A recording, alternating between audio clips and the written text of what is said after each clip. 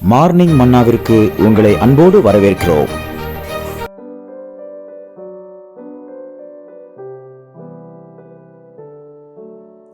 ஆண்டவராக இயேசு கிறிஸ்துவின் நாமத்தினாலே இந்த நாளிலே உங்களை சந்தித்ததிலே ஆண்டவருக்கு மகிமை செலுத்துகிறேன். இந்த நாளிலே கர்த்தர் நம்மோடு பேச அவர் உண்மை உள்ளவராக இருக்கிறார்.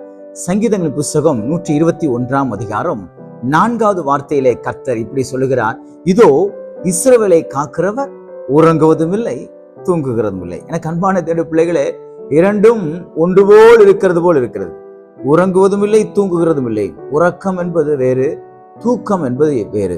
உறக்கம் என்பது நம்ம உட்கார்ந்த இடத்துல ஒரு மாதிரி நம்ம கண்ணெல்லாம் சொக்கிட்டு இழுத்துட்டு போகும் பாருங்க, அது உறக்கம். சொல்லுவாங்க கோழி தூக்கம் தூங்குறான்னு சொல்லுவாங்க. கோழி தூங்கிட்டே இருக்கும், டக்குன்னு கண்ணை முடிச்சிடும்.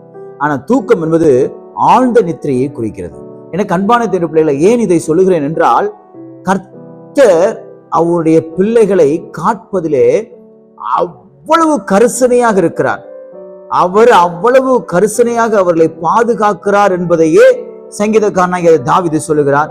இதோ இஸ்ரவேலை காக்கிறவர் உறங்குவதும் இல்லை தூங்குகிறதும் இல்லை.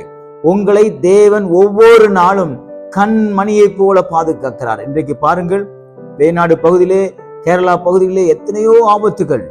சடலங்களை பாதி உடம்பாக எடுக்கிறார்கள். ஆமேன். சில பேர் நான் பார்க்கிறேன், ஆமேன், வீடியோவிலே பார்த்தேன், உட்கார்ந்தது போலவே அந்த சேறு சகதிகள் மேலே விழுந்து மரித்து போயிருக்கிறார்கள்.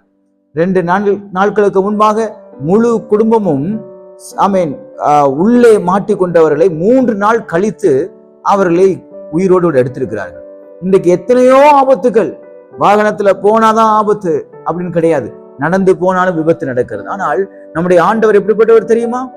நம்ம ஒவ்வொரு நாளும் கண்ணின் இமையை போல கர்த்தர் பாதுகாக்கிறார். எனக்கு அன்பான தேவ பிள்ளைகளை, ஏன் அவர் அப்படி பாதுகாக்க வேண்டும்? அவர் உங்களை நேசிக்கிறார் என்பதை வெளிப்படுத்துவதற்காகவே.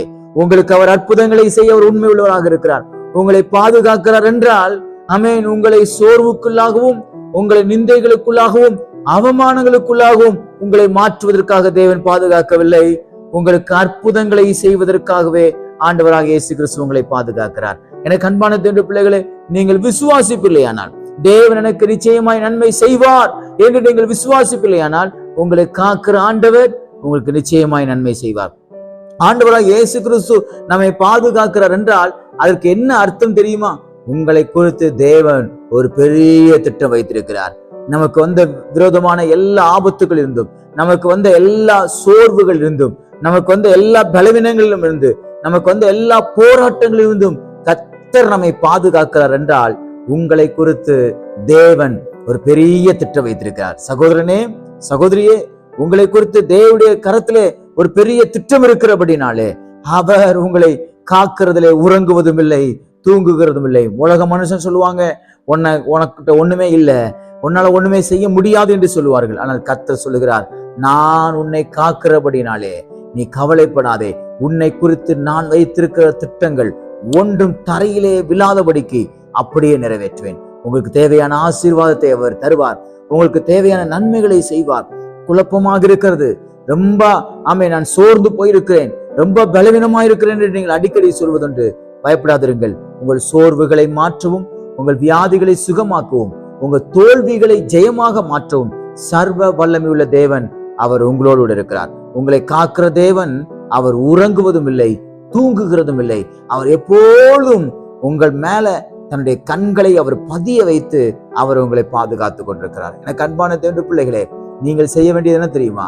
உங்களை காத்து கொண்டிருக்கிற தெய்வத்திற்கு நீங்க உண்மையாக இருப்பீர்களானால் நிச்சயமாக உங்களை கொண்டு கர்த்தர் உங்க குடும்பத்துல என்ன செய்ய சித்தமா இருக்கிறாரோ அதை அவர் செய்வார். உங்களை கொண்டு கர்த்தர் நீங்க வேலை பார்க்கிற ஸ்தலத்திலே என்ன செய்ய அவர் சித்தமா இருக்கிறாரோ அதை அவர் செய்வார். உங்களை கொண்டு கர்த்தர் உங்கள் கிராமங்களில என்ன செய்ய சித்தமா இருக்கிறாரோ அதை அவர் உங்களுக்கு செய்வார். உங்களை கொண்டு நீங்கள் படிக்கிற இடங்களிலே, வேலை பார்க்கிற ஸ்தலங்களிலே என்ன செய்ய சித்தமா இருக்கிறாரோ அதை அவர் செய்வார். உங்களை அவர் காட்பதற்கு முக்கியமான காரணம் உங்களை கொண்டு தேவன் வைத்திருக்கிற பெரிய திட்டங்கள் தான்.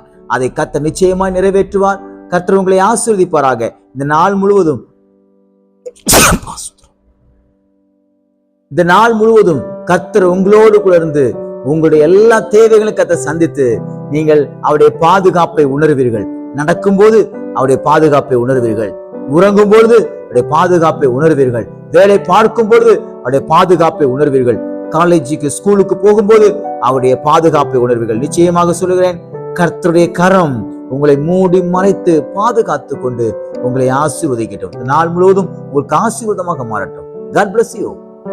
நிறைவாழ்வு ஏஜி சபை பாண்டிச்சேரி. ஜெப தேவைக்கு 9952776926 9500794949.